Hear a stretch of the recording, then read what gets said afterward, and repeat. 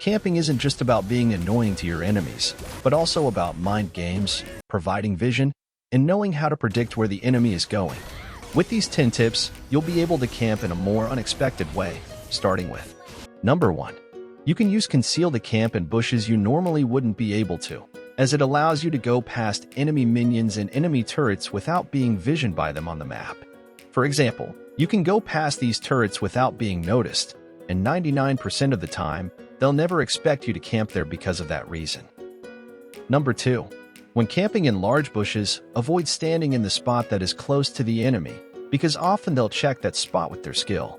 If you avoid it, most of the time they'll assume nobody is camping there when the skill doesn't hit anyone, except if it's, for example, Kagura's umbrella, which gives vision of the entire bush. Only after they cast their skill, and notice nobody is in the bush, are you allowed to move to the spot close to them. This allows you to vision the enemies for your allies, without the enemies knowing they're being watched. You and your team can use this tip to ambush them, or to wait until the enemy damage dealers show up, since that should be your main focus. And if you're camping in smaller bushes, you can try to stay at the edge of the bush, because sometimes the enemy's skill actually won't hit you. Of course, it depends on which enemy hero, but the situation exists. Number 3. Don't reveal your camping position even though the enemy checked the bush with their skill.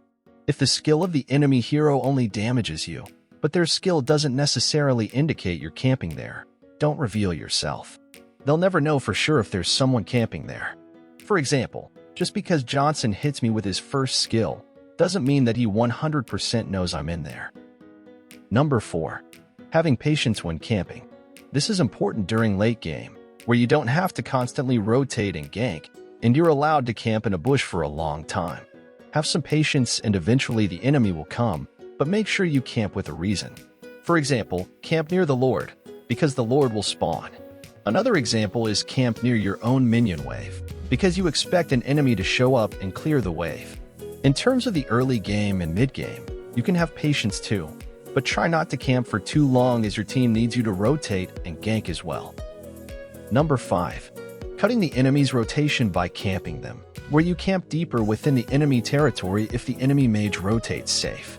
For example, I recommend you to try to camp in these bushes, and imagine that if an enemy were to camp like that towards yourself, you wouldn't expect anyone to be there. Number 6. Using allies as bait. When you're with an ally, try to camp in a nearby bush where you use your ally as bait. Usually, enemies forget about the bushes when they see your ally alone, so that's when you can engage them. However, if the enemies are aware that you could be camping there, try to apply the second tip, where you avoid standing at the spot their skill can reach. Number 7. Camping at enemy buffs in the early game, before the enemy jungler shows up.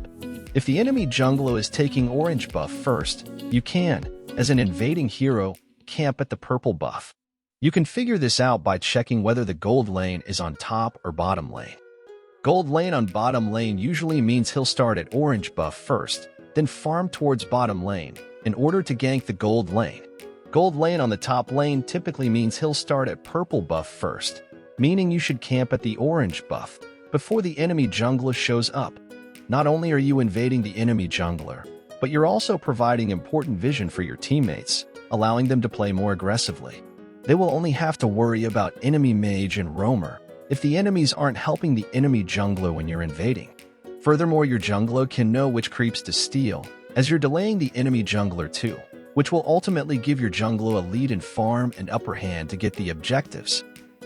Number 8. Camping the second bush they're going to pass by, rather than the first one. Here you think 2 steps ahead of the enemy. Most enemies with map awareness assume that if you were to camp them, and you're missing on the map, you would be camping in the first bush they encounter. For example, typically in this area, they'll expect you to camp here, whenever you're missing. But instead of camping in it, you should camp in the second one. This gives you the opportunity to focus on their back line, where you can be patient until you spot a better enemy to focus on rather than the enemy roam that usually goes in first. Number 9. Using the map and respawn time to know where to camp before the enemy comes. If you camp random bushes, hoping an enemy would show up without using your map sense, it will be a waste of time. You need to think ahead of them and predict their path as well, and check the respawn time if the enemies are dead to know more about their position on the map. For example, you can see in this clip that the enemy Beatrix is spawning, which means she's on her way to her lane. Therefore, I camp in this bush before she comes and can ambush her, where we take her out, allowing Irothol to push the top turret. Number 10. Finally, I'd like to mention the best roamers at camping and cutting the enemy's rotation, and they are Tigreal, Kufra, Grok, Franco, Minotaur, and any other roamers with strong crowd control. Support heroes like Matilda, Angela, and Florin are better off rotating.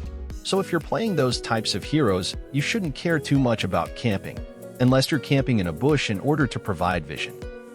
Like and subscribe if you enjoyed this video.